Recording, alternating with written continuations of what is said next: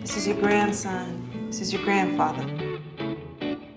Red Hook Summer is the latest installment on my Chronicles of Brooklyn, New York. It started with She's Gonna Have It, which is a Fort Greene neighborhood. We're on now Fort Greene.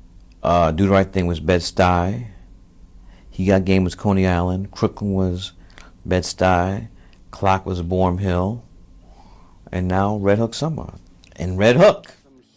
Spike Lee's Red Hook Summer is a coming-of-age story of a young man's visit with his grandfather and the culture shock he experiences leaving his mother in Atlanta for the Red Hook projects in Brooklyn. Television and movies define who our boys are. How did you find both of these two young characters? Well, there's a junior high school around the corner where I went to, and there's a fantastic drama teacher there. His name is Mr. Edwin Robinson.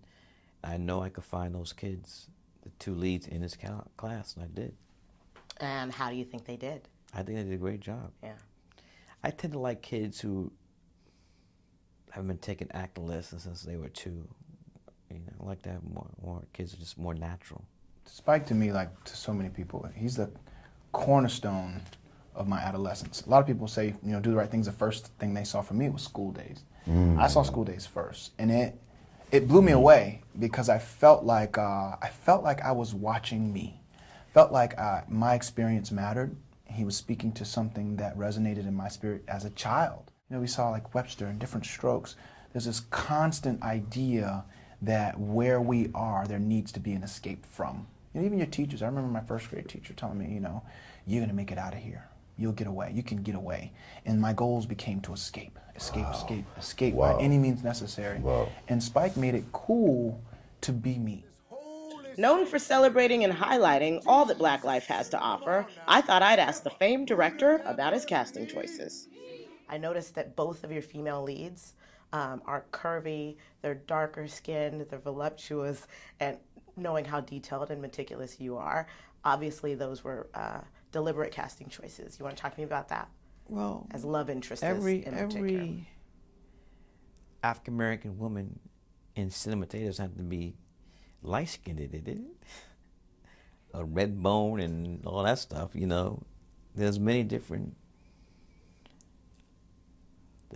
looks of African women, and they're all African American women. They're all beautiful. So, you know, we've want to reflect that.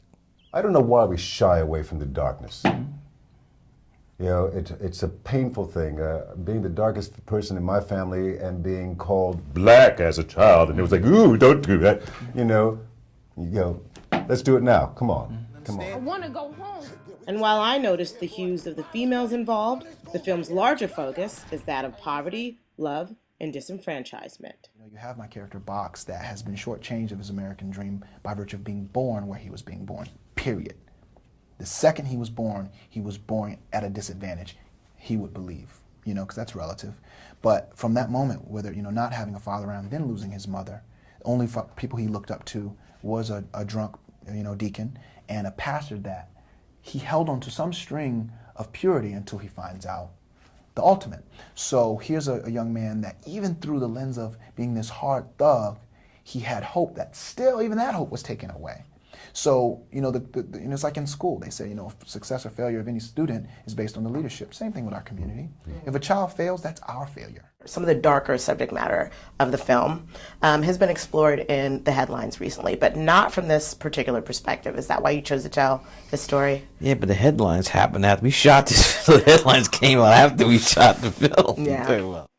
The film takes a confusing turn when Flick's grandfather, the good bishop, is accused of molesting a former church member who comes forward in a service full of worshipers. How do you approach a character like this, considering how conflicted he was? The things that plague a person sometimes come from left field. Sometimes they're already in you and you don't even know it. His particular conflict, I think, is something that is ongoing and an illness that men have, and that it's passed on. And you're not even sure of why you have this dis-ease. How would you like to be remembered? And yes, what would you like your legacy to be? The legacy for me, I've always felt, of an artist is the work they leave behind. So the films, the documentaries, the music videos, the books, the commercials, they all speak for me.